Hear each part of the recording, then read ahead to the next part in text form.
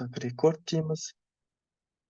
Негізі объектіде не қолдануға болады? Бізде жаңағы циклды қолдануға болады. Бірақ тікелей қолдана алмайсыңдар. Жауап қойын. То есть тікелей біз қолдана алмаймыз объектіге. Так, мына жерде жұмыстар тұра берсін. Мына жерден мысалы cycles қойын. JS, простой бір объектіні ала салайын, мысалы лаптоп деймін. Жерде не MacBook. Және не бізде бар? Мына жерде оның мысалы ретінде версиясы деп болады, не? Бірінші версия және прайс деп қоя салайын. Бағасы MacBook-тың 2000 не болсын, доллар болсын. Осындай бізде объекті бар, Осындай объекті бар бізде, получается, Не істейміз енді? Бұны біз былайша саламыз, Бұл жерде циклды қалай жүрсек болады, Циклды біз біріншіден циклдың таныспас үшін объектіні бір не істеу керекпіз, циклы, яғни массивке айналдырып алу керек. Цикл тек массивте болады, достар. Цикл тек массивте болады. Массив дегенде бізде элементтер, тізімдер айтқанда. Объект ол тізім емес, ол тізім емес. Объектте не болады? Бұл сипаттардан тұрады, және біз алдыңғы сабақта үйренгендей неден тұрады, функциялардан тұрады. Сол себепті біріншіден мынандай бір нәрселер бар.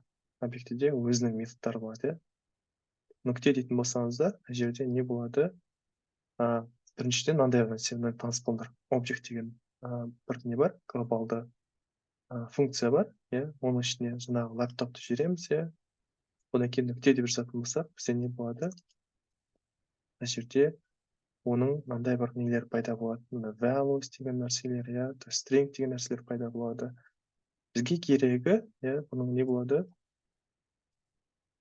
Values деп алайын, cons values деп қойын, және мына жерге console.log-қа тексеретін болсақ, значенияларын. No дейміз, cycles, то есть объект, cycle, бізде не жазып жатыр, мынандай бір values деген is not a function дейді. Жақсы, тексеріп қойып. Бір сәт. Былай болса, жоқ. Бір момент, object values деген болды. JS. Және де не? JS. Түсінікті. Былай жазылады екен. Көрсем. Бізде мына жерде жаңа жазғандай object деген болады. Мына жақта нүкте деп жазатын болсаңыздар, жалпы мына біріншіден объекттігі не деп тоқталғаш бірінші. Object деген нәрсе бұл глобальный функция деп аталынады. Нүкте деп жазатын болсақ, мына жерге оның қызылмен жазыламыз, методтар бар, функциялар бар. Бізге керегі, мына жерде қарасаңыздар, keys деген нәрсе бар, ол ключтар, және values деген нәрсе бар, ол значениялар. Біз білеміз, что объект не сипаттан тұрады, әрбір сипатта не бар? Кілт бар, және оның мәні бар, ключ значение бар. Объекттің кілттері олар name, version, price, ал мәндер MacBook 1-2000. Біз сәйкесінше не істейміз? Бұны егер лаптоп деп жіберетін болсақ, values дейтін болсақ, біз тек мыналардың барлығын MacBook 1-2000-ды не істейміз? Осының барлығын массивке салып жібереміз, массив 3 элементтен тұрады. Оны былай көрсетейін. Қарасаңыздар, бізде не пайда болды? Тек қана мәндерін, объекттен тек қана мәндерін жинап алды да, массивке салып қойды. Енді сәйкесінше сол сияқты бізде keys деген нәрсе бар, бұл жерде не істейміз? Ол тек кілттерін ғана алады. Name, version, price. Енді осы массивке аударып алғаннан кейін сәйкесінше біз не істей аламыз? Оны for циклына, while циклына, for each-ға сала алады екенбіз. Осылай біз не істейміз? Объектімен жұмыс істей аламыз, массивке айналдырғымыз келетін болса. Одан кейін entries деген нәрсе бар, бұл кішкене күрделірек салатын болса. Бұл не істейді? Entries деген нәрсе, егер де мысал ретінде барлығын массивке айналдырғыңыз келетін болса, мынаның барлығын, сіздерге мынаны массивке аударып тастайды. Сәйкесінше массивте 3 элемент болады. Әрбір сипат бір элементке тең болады. Элементіміз сипаттар болады. Енді әрбір элементтің ішінде ол өзінше массив. массив, және де не бар ішінде, оның ішінде name бар, оның ішінде MacBook бар, барлығын осылай аударып тастайды екен. Бұл да керек болады практикада, мысалы for each деп, мысал ретінде тек қана мәндерін көрсеткіңіз келетін болса, деп олайын. Онда біз былай істей алады екенбіз, барлығын көрсетеді. Біз айтқандай не бар, Біз айтқандай, бізде кілттен тұрады, және неден тұрады дедік? Значение тұрады, бағалы. Былай қоятын болсақ, біз осылай да аламыз, кіргенде поруч-пен бірінші interest деген нәрсе бар, өзі сондай нәрсе. Міне, үш тәсілі бар, объектіні не істеу үшін, объектіні массивке айналдырудың үш тәсілі бар. Так, басқа қандай сұрақ бар? Объектіге байланысты.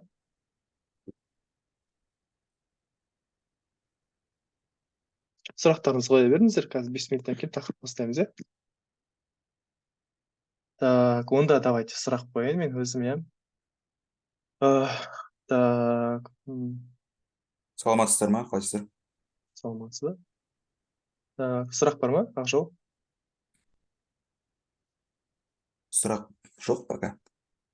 Саған. Так, біз жаңа 3 методымен танысқан болатынбыз, объектімен жұмыс істеу үшін жаңа keys, values және interest деген нәрсе бар. Енді, мысал ретінде сұрақты мен алдыңғы телеграмға қойған болатынмын, сұрақты жалпы объектіде, яғни объектіде сипаттың кілті, мысал ретінде boolean немесе сан типі бола ала ма? Осындай сұрақ қойын, Мына бір кілттер, стрингтен басқа тип бола ала ма? Кім жауап береді? Қалай? Болмайды дедіңіз. Тек қана Болмайды. стринг болады. Тек қана стринг болады дедім, рас. Достар, тек қана стринг болады. Егер де біз даже мына жерде біз мысал ретінде былай қолмен жазатын болсақ, бірді, JavaScript бұны жібереді, әрине, бірақ не істейді, түбінде бұны стринг типіне аударып тастайды. Мысал ретінде мынаның барлығын алып тастайын. Тек key деп жіберетін болсам, не істеді? Барлығын тұрды да стринг типіне аударып тастады. Оны былай type of пен тексерсек болады даже. Не болды? Барлығын типі стринг болды. Сол сияқты бұл маңызды нәрсе. Өйткені басқа программинг тілдерінде бұл не болады? Басқаша өзгеше болуы мүмкін, бірақ JavaScript-те атап өткендей, кілт тек қана стринг типті болады. Ал енді сәйкесінше сұрақ, мысал ретінде, енді мәні түсінікті, оның мәні кілттің, яғни сипаттың мәні кез келген тип болады деп айтқан болатынбыз, Ал мәні ретінде басқа объект бола ала ма? Сипаттың мәні Басқа ретінде объект. бола алады. Болады. Мен мысалы солай 10 рет жаза аламын ба? Ішіне объект шақырып, тағы да объект шақырып, тағы да объект шақырып, тағы да. Жазыласыз. Түсінікті, Енді бұл дұрыс жауап, жалпы бұл объектілер тақырыбына байланысты. Бұйырса алдағы тақырыпта класспен танысамыз, екеуі тығыз жүреді. Класс деген нәрсе бар, объект ориентированный программированиның негізгі екі ұстанатын нәрсесі бар. Екі нәрсесі бар. Олар біріншісі объект, екіншісі класс. Класс бұл кодта көрінбейді. Класс ол тек қана не? Ол шаблон. Ол прототип деп атайды. Мысалы, сол шаблонның негізінен не құрылады? Бізде былай айтқанда үй құрылады, шаблон негізінде үй құрылады. Мысал ретінде былай алайық, мен әрдайым осылай жазып тұрмын үшін, мен қазір шет жағасын таныстырып кетемін, JavaScript негізінде осыған дейін, осыдан 5-6 жыл бұрын, класс деген ұғым болмайтын.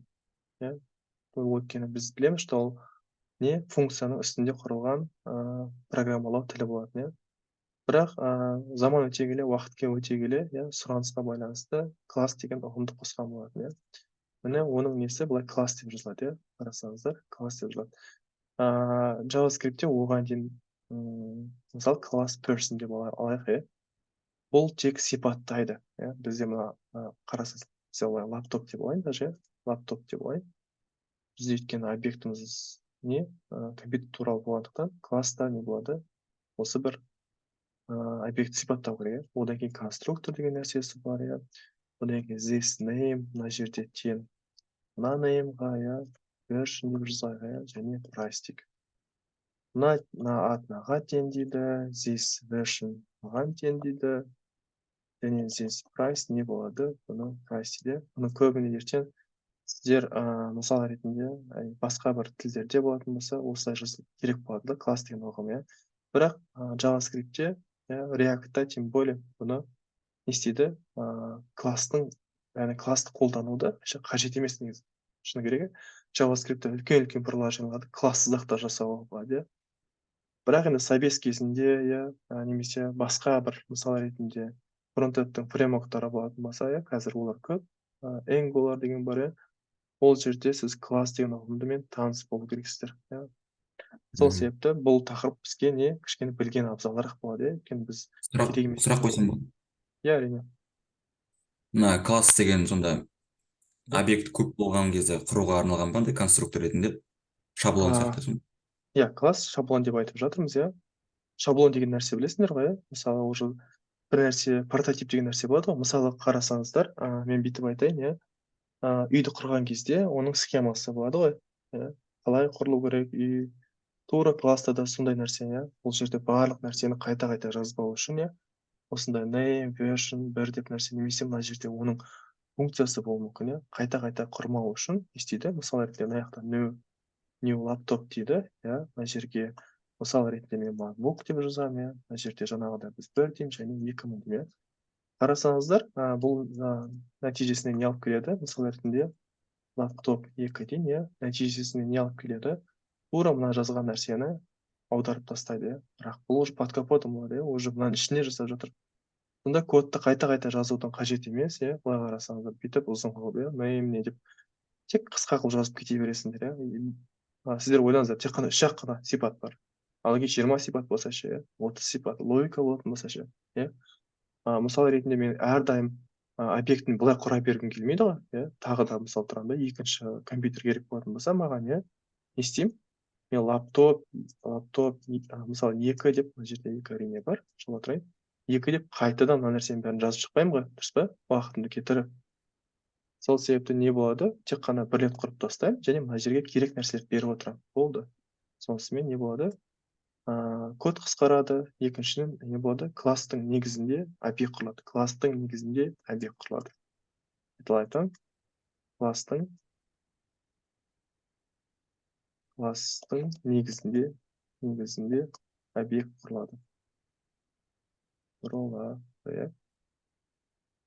Ана консоль мысалы log деп жаңағы біздің лаптопты теретін болсақ, 2002 не болады? Мына жерден біздің екінші лаптопымыз шығады екен, version 2 console көрдіңіздер ме? Мына жерде біз нәрсе ала тұрайын, пока кедергі болмасын. Егер қарасаңыздар, мына жерде біздің бұрынғыдай шықты, иә, барлығы мына жерде жоғарыда консольда жазылғандай. Бірақ разница мына жерде лаптоп деген сөз шықты. Өйткені бұл класстың аты, біздің лаптоп. Көрдіңіздер ме? Барлығы оңай. Сол сияқты бұл класстың негізгі мақсаты, ол шаблон. Келешек құрылатын объектіге шаблон болу. Болды, басқа нәрсе емес. Ешқандай күрделі етудің қажеті жоқ, оны қиын қылып жазып, ол что-то такое объект ориентирование, бірдеңке деп айтып тастайды. Класстың бір-ақ мақсаты бар, ол объектті құруды жеңілдету, бітті. Басқа мақсаты жоқ. Және бітеді уже. Және кодта ол класс көрінбейді. Түбінде өйткені не пайда болады? Объект пайда болады. Так, жақсы, классқа байланысты. Одан кейін класстың ұғымдары бар, әрине. Бұл объект ориентирован программирование болғандықтан, мына жерде оны extend деген нәрселері бар. Оның барлығын бұйырса уақытымен істейміз, келеңгеде таныстырсам, Әрине, инкапсуляция деген нәрсе бар, әрине, полиморфизм деген нәрсе, әрине, наследование деген нәрселер бар, Оның барлығы ауадан шыққан жоқ, бұның барлығы практикада қолданылады, және керек нәрселер. Қазірге қатты фокусты берудің қажеті жоқ, Ең бастысы классты не үшін керек, және қалай құрылатынын түсіну керекпіз. Ма? Және де мына жерде бір нәрсе бар, егер де мен мына жерде бағаны бермесем, мен бұған по умолчанию бағаны бере аламын. Мысал ретінде $2100 деймін. Егер де мен мына жерде оны бермесем, бағасын, ол не істейді? Прайс түсінеді, ол ештеңке баға жоқ дейді, және бастапқы бағаны алады. Бастапқы бағамыз $2100 екен. Тексеріп көретін болсақ, ештеңке жіберген жоқпыз бағаны. Біздің бағамыз 2100-ге не істеді? Орнады. Сол сияқты мынандай біз бастапқы мәндерді де не істейміз? Параметрге бере аламыз. Так, жақсы достар, неге байланысты? Бұл бізде объектіге байланысты. Бізде соңғы модуль қалды JavaScript бойынша. Үлкен молодецсіңдер, жарайсыңдар. Бұдан кейінгі модульдар бізде ол тек қана уже React-қа қатысты болады, React-қа байланысты болады. Так, бұйырса бұны 2 сабақ өтеміз. JS DOM деген нәрсе енді бұл керек нәрсе, өйткені бұның негізінде бүкіл не істейді? Браузер жұмыс істейді. Бұның негізінде не? JavaScript, JavaScript-тен не сайт жасай аласыңдар. Айтқанда JavaScript-тан сайт жасай аласыңдар. Бірінші нәрсе бұл жалпы JavaScript ол өз бетінше не біріншіден айтуға ол программированный тілі. Осыған дейін біз оның несімен айтқанда біз JavaScript бітірдік негізінде бір 80%-ың примерно біз JavaScript бітірдік. Біз уже жасай аламыз, Аллаға шүкір, көп нәрсе жасай аламыз, циклдар жасай аламыз, if-else'термен таныстық, функциямен таныстық, массивпен таныстық, объектілермен таныстық, айнымалар негізгі типтермен таныстық. Біз былай айтқанда негізі логика жаза аламыз, істей аламыз. Енді біз дәл қазір, былай қарасаңыздар, біз не істейміз? Енді оған сайт жасай аламыз ба деген сұрақ, сайт жасай аламыз. Бізде HTML, CSS бар, біз білетіндей, мысал ретінде мына жерге басқан кезде айтайын, мына жерге уровеньді көрсету керек болатын болса, қазір қанша 27 сағаттың өттік, 102, менде былай көріп тұр, сіздерде көбірек болуы мүмкін, мына жерде прогресс барды көрсету керек. Бұны да мысал ретінде JavaScript арқылы жасаса болады, тағы да қай жер. Мысалы, мына модульға кіретін болсақ, мынаны басқан кездегі, басудағы іс-әрекет, ашылып жабылуы, мына модульдің, ол тура JavaScript арқылы жүзеге асады, уже, яғни JS DOM арқылы жүзеге асады. Яғни JavaScript HTML-мен достасу үшін, HTML-мен сөйлесу үшін, басқару үшін, бізге не керек еді? Көмекке JavaScript DOM деген тақырып көмекке келеді.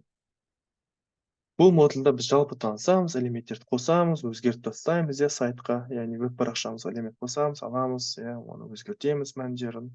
Одан кейін біз событияларны танысамыз, жаңағы біз басу событиясы, мышкамен on-click деп аталады, мысалы тартып бір жерге қоятын болса, оны drag and drop деп атайды. Одан кейін бізде инпуттар болады, мысалы бір мәнді өзгерту керек болатын болса, алу керек болатын болса, тексеру керек болатын болса, яғни форма, яғни біз білеміз ғой формада HTML формалар бар ғой, input, text array, radio button, кнопка. Бұның барлығы былай айтқанда негізінде JavaScript болмаса керек емес негізінде. Просто тұрған нәрселер. JavaScript арқылы олар не істейді? Жандана түседі. JavaScript арқылы не істейді? Оларға логика түседі, яғни валидация пайда болады, тексересіңдер әрбір. Email деген жерге email болу керек, телефон жерге телефон болу керек, салыстырып, тексеріп, барлығы не істеу керек? Мысал ретінде оны бэкэндқа жіберу керек. Тура сондай логикалардың барлығы біз не істейміз? Уже JS DOM арқылы жасаймыз. Өзінше элементтерді қосу деген бар, событиялар деген бар, және ең соңында біз мынандай бюджет қосымшасын жасайтын боламыз. Бұл бюджет қосымшасы негізінде оңай қосымша, доступ закрыть дейді. Мен барлығын ашып қоя салайын, мүмкіндігі жеткенше қарай береміз. Так, бізде JS DOM деген модуль, 14-ті, барлық сабақты ашып тастайын. Так. Сохранить дейміз,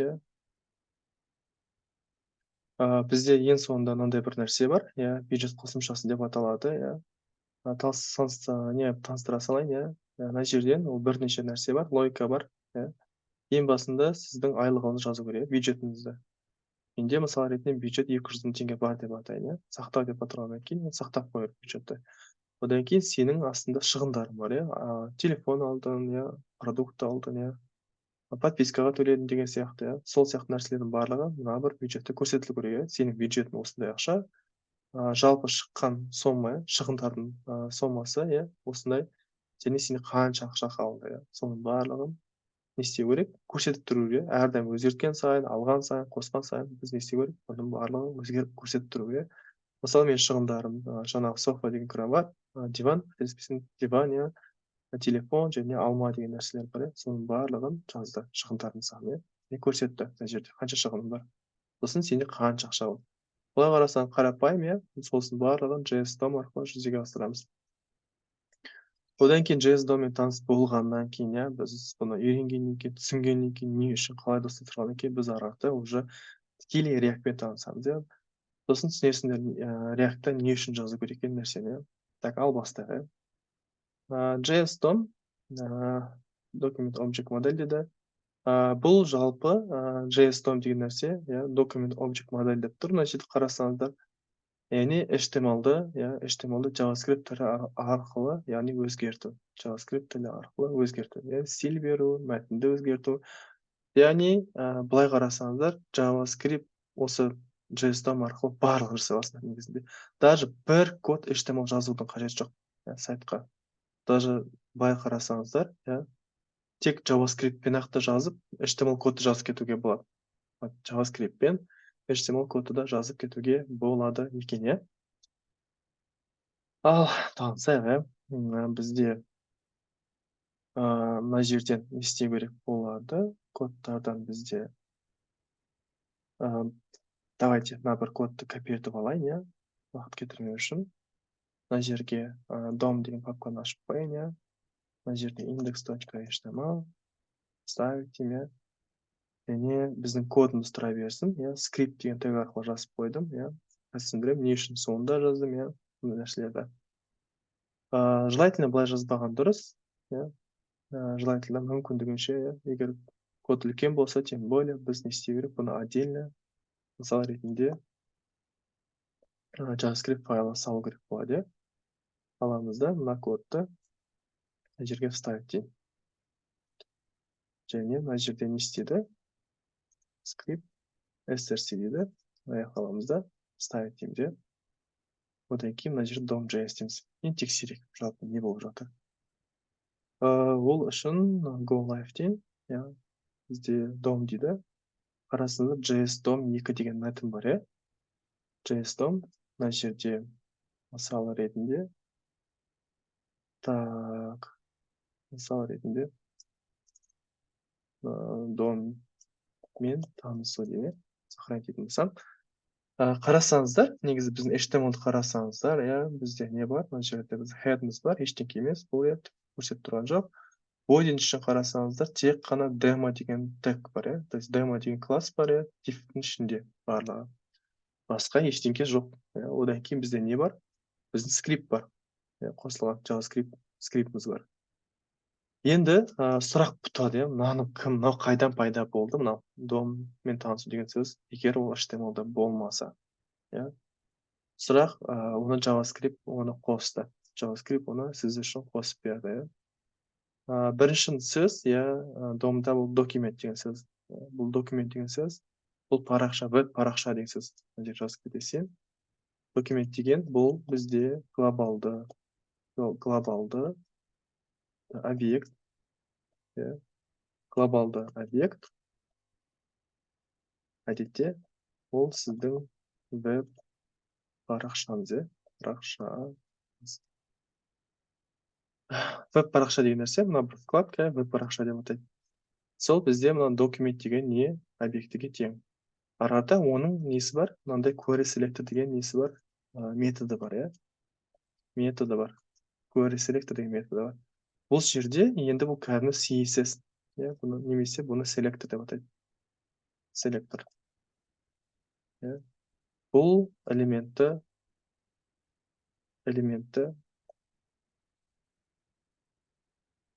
таңдап алу не жолы. Элементті таңдап алу жолы. Яғни, осы веб парақшаның ішінен demo деген класспен аталған элементті таңдап ал дейді.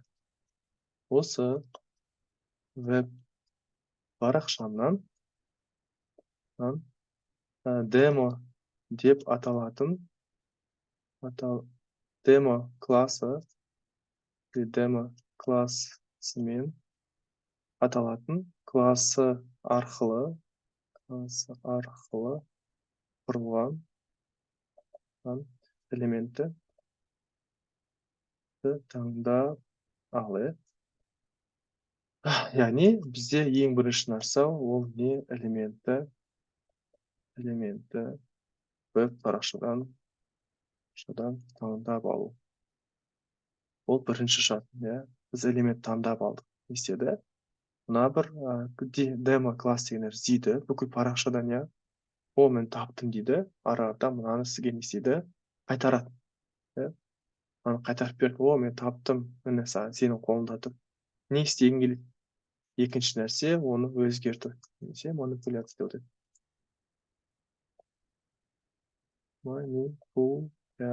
Манипуляция. Яғни өзгерту деген сөз. Дәл қазір ішіндегі мәтін деген сөз, ішіндегі inner HTML деген нәрсе, бұл бізде жалпы ішіндегі мәтінді өзгерту үшін керек. Ішіндегі мәтінді өзгерту үшін керек. Қарасаңыздар, оның ішінде не бар? Ештеңке жоқ, пустой болып тұр дәл қазір. Не істеді? Мынандай стринг арқылы жазды. Стринг арқылы P деген абзацты қой дедік, ішіне доммен танысу деген неседі жаздық. Егер бұны қарасаңыздар, кодта қарайтын болсақ, не болып тұр? Бізде демо деген мына жерде элементтің ішінде басқа бір тег пайда болды. P және оның ішіне не? Доммен танысу деген нәрсе мәтініміз пайда болды. Көрдіңіздер ме? Дәл қазір түсінікті ме?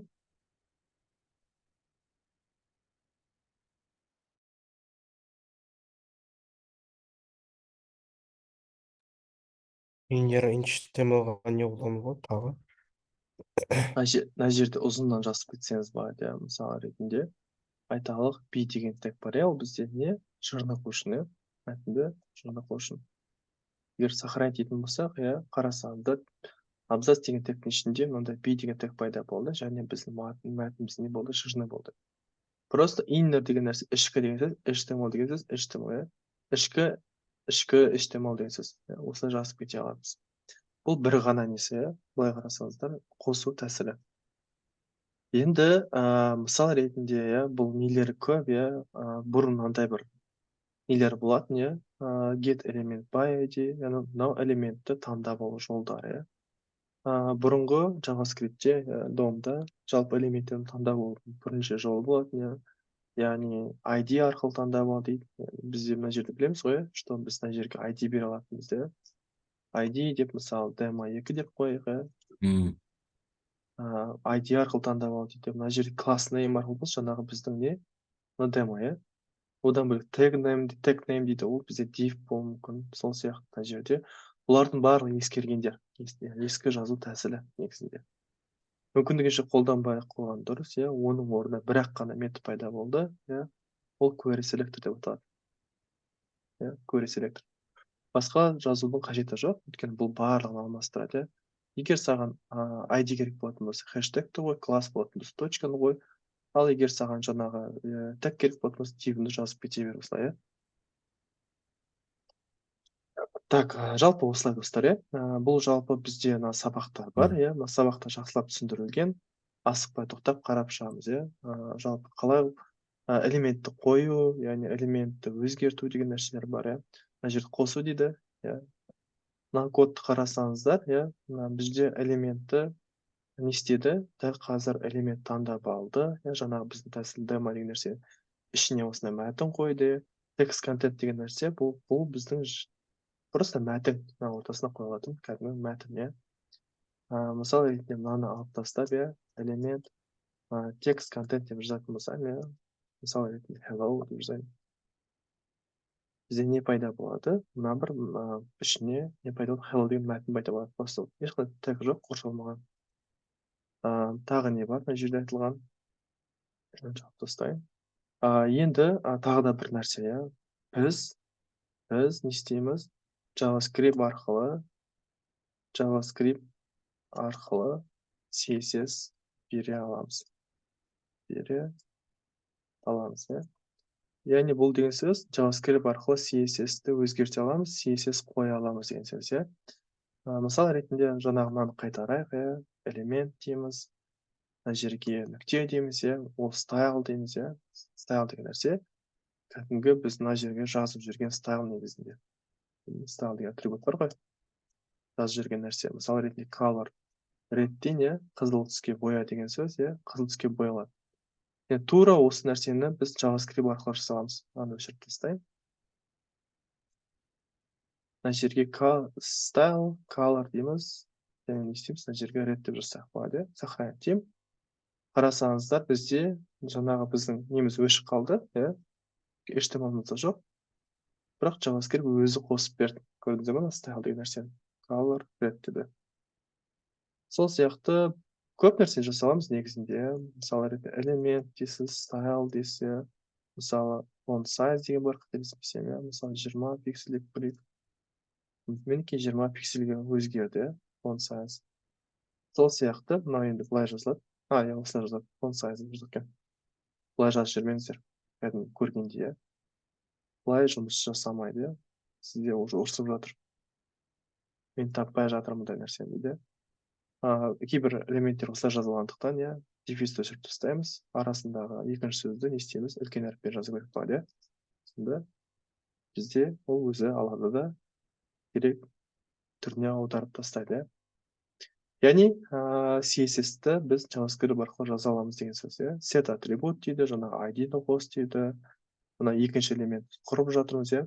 Мысалы ретінде элемент құрғымыз келетін болса, иә, тағы да document, create элемент дейді, иә. Мынаны алайық мысал ретінде. Дәл қазір біз какой-то басқа объектіні құрдық, басқа элементті құрдық, иә. P параграф деген элементті құрдық. Және біз оны не істедік? Мысал ретінде мына жерге элемент деген нәрсе бар, иә. Бізде элемент деген нәрсе, ол бізде демо деген неге тең, классқа тең, иә. Соның ішіне мына бір параграф деген тегті қос деп жатырмыз, иә. Осындай параграф деген мәтінмен. Так, мынаны алып тастайын, иә, әзірше. Тек қана бізде мынау бар, пустой. CSS бердік, иә. Одан кейін басқа бір элемент құрдық HTML арқылы, иә. HTML элемент. Және соны мына бір демо дегеннің тегтің арасына не істедік? Мынаның арасына қосып қойдық. Енді іс жүзінде тексерейік, иә. Қарасаңыз демо бар, иә. Ортасында бізде параграф бар, иә. Қосылды. Осылай да жазып кете аламыз, иә. Қазір көріп отқандай, иә, JavaScript арқылы шынымен, иә, негізінде онда HTML жазудың қажеті не деген сұрақ туады, иә. Жоқ, достар, олай емес, әрине, HTML керек бізге. Бірақ бүкіл JavaScript фреймворктары, иә, Vue болсын, React болсын, Angular басқасы, иә. Сіз оларда тек қана бір сөз көресіңдер. Бірақ сөз көресіңдер негізінде, иә. Ол демо деген болуы мүмкін мысал ретінде, или там app деп бітті. HTML-да басқа нәрсе болмайды, иә. Олардың барлығын сіздерде не істейді? JavaScript налиту дейді. JavaScript налиту элементтерді құрып, не істейді? Өзі ортасына осылай қойып береді. Бүкіл фреймворкта осылай жұмыс жасайды.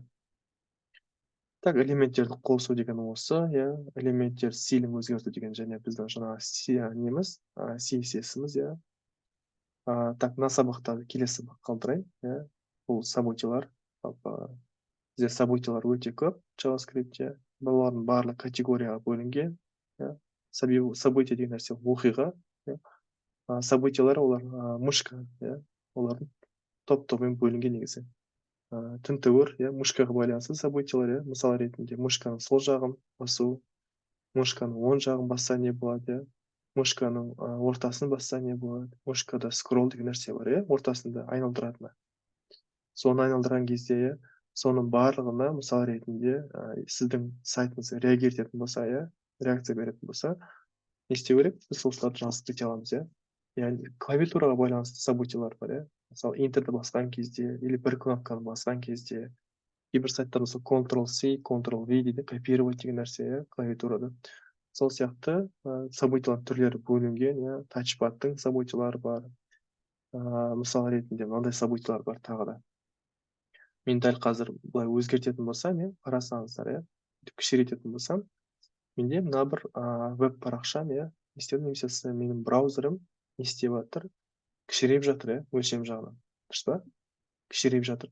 Бұның өзінде не бар, өзінің событиясы бар, кәдімгідей өзінің аттары бар. Мынау да, мысалы, мына жерде мынаны скролл деп атайды, қарасаңыздар, мен мышкамен көтеретін болсам, бұл да өз бетінше не события.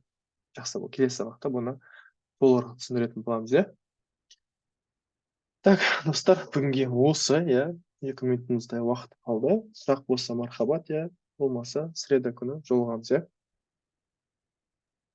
Ағай, Все, жақсы достар, бұйырса, ағай, сабақты. Сұрақ па? біз JS домен HTML сияқты құрамыз, HTML арқылы құрамыз. Мына сабақтарды қарап шығыңыздар, бүгінгі записьті қарап шығыңыздар, асықпаңыздар, айтылған нәрселер негізінде, оның ішіндегі нәрсе. Ау? ішіндегі элементтерді Элементтер не? бір шетке қою деген сияқты, или ортасына қою. Әрине. Мысал ретінде мәтінді ортаға жылжытып кететін болса, біз бірінші сұрақ қою керекпіз. Мен оны HTML-да қалай жасап жүрдім? Біз білеміз, что HTML-да не бар? Text align немесе text align center деген нәрсе бар, дұрыс па? Ереже бар осындай. Мысалы, элемент дейміз, мына жерге не істейміз? Жаңағы style дейміз, мына жерге text align дейміз, параметр дейміз. Біз мына жерге центрде жасаймыз, сонда мәтін не істейді? Тура ортаға жылжиды. Немесе right десеңіз, left десеңіз болады, Так, бірінші мен HTML-да қалай жазып жүрмін, солай сұрақ қойыңдар. Бұл арада соны JavaScript түріне аударып тастайсыздар. Жақсы достар, бұйырса уақыт азалды, бұйырса среда күні осы уақытта жолығамыз. Бәлкім 8:45-те бола берейік, сол уақытта жолығамыз. Үй жұмысын орындаймыз, сабақты қараймыз. Жақсы, сау болыңыздар. Сау Сау болыңыздар. болыңыз.